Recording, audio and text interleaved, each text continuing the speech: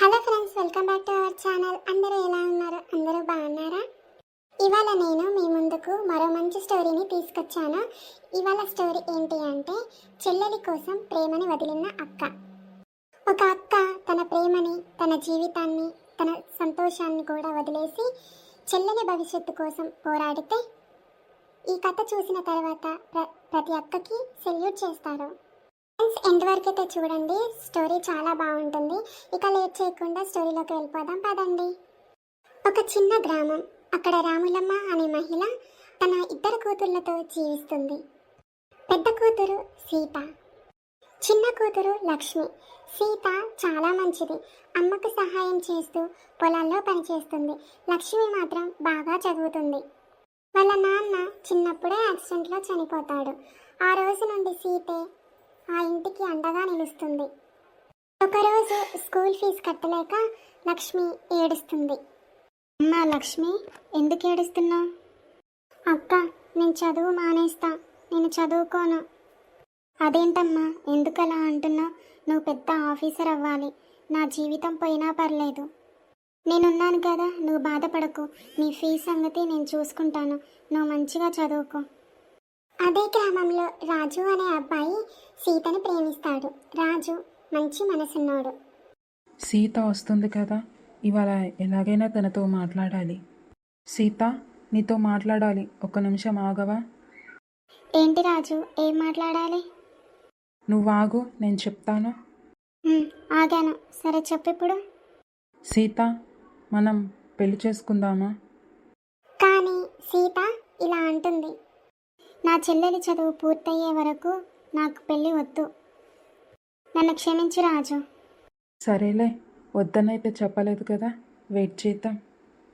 ఇది ఇలా ఉండగా సీత వాళ్ళమ్మకి కిడ్నీ ప్రాబ్లం వస్తుంది. వెంటనే హాస్పిటల్లో జాయిన్ చేస్తారు. హాస్పిటల్లో డాక్టర్ ఇలా అంటాడు, అమ్మా సీత, వెంటనే ఆపరేషన్ చేయాలి, 2 లక్షలు అవుతాయి. ఏంటి డాక్టర్ మీరనేది? అంత డబ్బులు అవుతాయా? అసలే పేదవాళ్ళం, 2 లక్షలంటే ఎలా తేవాలి? కానీ తప్పదమ్మా, ఆపరేషన్ చేయాలి. నా చేతుల్లో ఏముంది చెప్పు. నువ్వు డబ్బులు అరేంజ్ చేశాక నాకు చెప్పు, ఆపరేషన్కి రెడీ చేద్దాం. అలాగే డాక్టర్. ఇప్పుడు 2 లక్షలు కావాలి. ఇప్పుడు నేను ఎక్కడ తిరగాలి? ఎవరిని అడగాలి? అంత డబ్బు ఎవరిస్తారు? ఆ సీత డబ్బుల కోసం గ్రామం మొత్తం తిరుగుతుంది. ఎవరూ సహాయం చేయరు.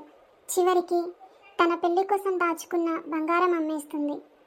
నాకు ఎవరూ సహాయం చేయట్లేదు, నా పెళ్లి కోసం అమ్మ దాచిన బంగారం ఉంది కదా, అది అమ్మేస్తాను. సీత ఎవరికో డబ్బుల కోసం తిరుగుతుంది.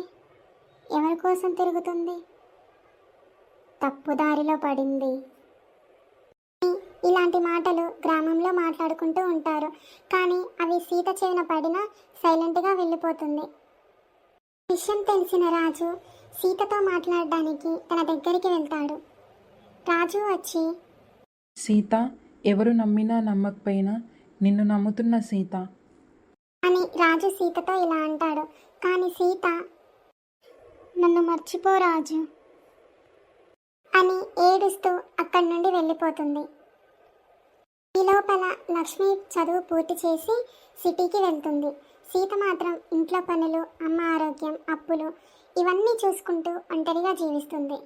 అలా 5 సంవత్సరాలు గడిచిపోతాయి.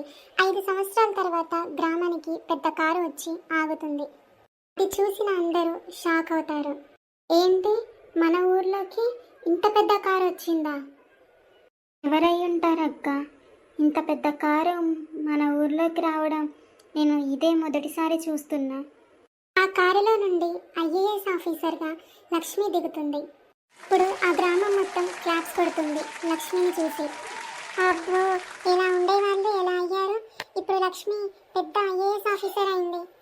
లక్ష్మి నేరుగా సీత దగ్గరకు వెళ్తుంది. లక్ష్మి, ఎలా ఉన్నావమ్మా? ఇవాళ నేను ఇలా ఉన్నానంటే అంతా నీ త్యాగం వల్లే అక్క. ఊరుకో అమ్మా, ఊరుకో. నీ అక్కగా నా బాధ్యత ఇది, అంతే. ఇది చూసి గ్రామం మొత్తం కన్నీళ్లు పెడుతుంది. అక్క, ఇంత చేసిన నీకు నేను కూడా నీకు ఏదో ఒకటి చేయాలి. నీ రాజుతో నేను పెళ్లి చేస్తానక్క. అలా లక్ష్మి సీత పెళ్లిని రాజుతో గ్రాండ్గా చేస్తుంది. అమ్మ ఆనంద ప్రేమ, అమ్మ త్యాగం ఇవి డబ్బుతో కొలవలేం. ఫ్రెండ్స్, చూసారు కదా ఈ స్టోరీ మీకు ఎలా అనిపించింది? మీకు నచ్చితే ఒక లైక్ చేయండి. అలాగే మరిన్ని మంచి మంచి స్టోరీస్ కోసం మన గోల్డెన్ స్టోరీ కార్టూన్ అయితే ఇప్పుడే తప్పకుండా సబ్స్క్రైబ్ చేసుకోండి ఫ్రెండ్స్. అలాగే ఈ స్టోరీ మీకు ఎలా అనిపించిందో నాకు కామెంట్ చేయండి.